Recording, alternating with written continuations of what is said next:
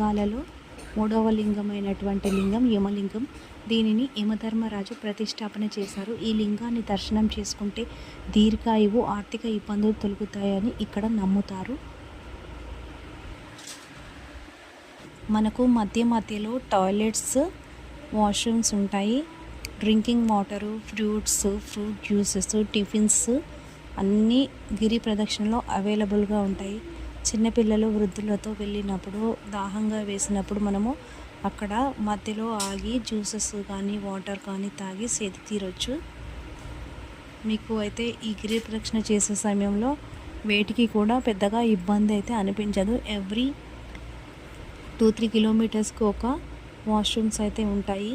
ఇక్కడ super star Rajinikanth గారు మనకు ఫుట్పాత్లను అయితే కట్టించారు. కొన్ని వేల కోట్లు ఖర్చు పెట్టి. మనకు తర్వాత వచ్చే